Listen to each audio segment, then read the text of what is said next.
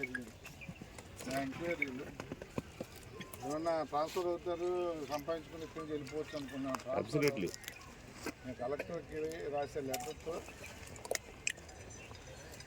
ఏమవుద్దు చూడమంది.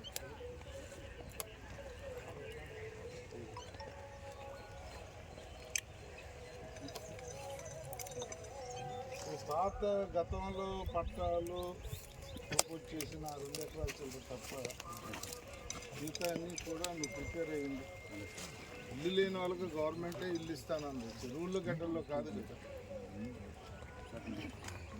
ఎవరికి గవర్నమెంట్ అన్యాయం చేయదు, అందరికీ ఇస్తాం. ఎక్కడ 2 సెంట్లు సిటీస్లో 2 సెంట్లు ఇస్తున్నాం.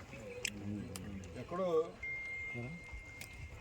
గవర్నమెంట్ ల్యాండ్ ఉన్న ఒక ప్రాంతం తీసుకుని ఇద్దామని చెప్పి మేము ఆలోచన చేస్తుంటే జబర్దస్తిగా జెండాలు పెట్టేసి ఆక్రమణ చేస్తే ఇది ప్రజాస్వామ్యం కాదు కదా.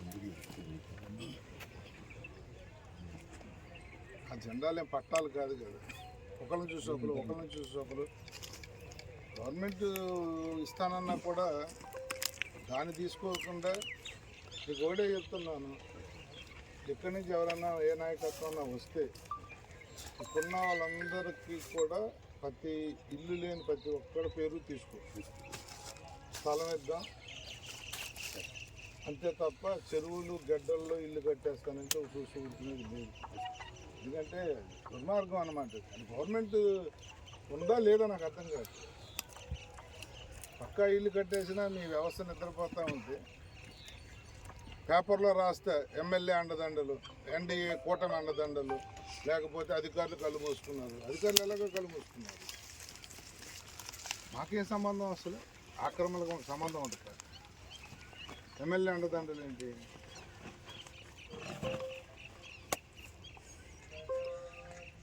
ఇప్పుడు చూస్తూ ఊరుకుంటే అండదండలు ఉన్నాయి అనుకుంటారు. ఎవరికి అన్యాయం చేసేది లేదు. ఇల్లు లేని వాళ్ళు అందరికి ఇల్లు ఇవ్వాలనే కదా ప్రభుత్వం తాపత్రయం. కానీ చెరువుల్లో గడ్డల్లో కాదు కదా. సార్ ఒక్కసారి ఇక్కడ నుంచి చూస్తే అక్కడ ఎదురుగా బిల్డింగ్స్ కన్స్ట్రక్షన్ అవుతున్నాయి కదా కంప్లీట్గా, అవన్నీ కూడా ఆల్రెడీ వర్కింగ్లోనే సేల్ అయిపోయినాయి. నీకు గుర్తుపెట్టుకో, అడిగితే సమాధానం చెప్పేది. ఇప్పుడు మీరు ఎలాగైతే ఇది అవుతున్నారు, మీ వరకు కొన్ని రావట్లేదండి. 100% మీకు తెలియకుండా జరుగుతుంది చాలా ఉన్నాయి. అలాగని మీకు చెప్పు అనుకోండి, మా మీద మళ్ళీ ఈడికేంటి దోలా అని అడుగుతున్నారు. కాదు అందరికీ లేదు, ఈడికేంటి దోలా అని అడుగుతున్నారు. 4 రోజులు లేట్ అవ్వచ్చు ప్రూవ్ చేయండి సార్. అందరూ బయట ల్యాండ్ లో మేము ప్రూవ్ చేయాలా? అంటే అలా కాదు సార్. ఎన్ని సంవత్సరాలు మా వరకు చెప్పడం బాధ్యత.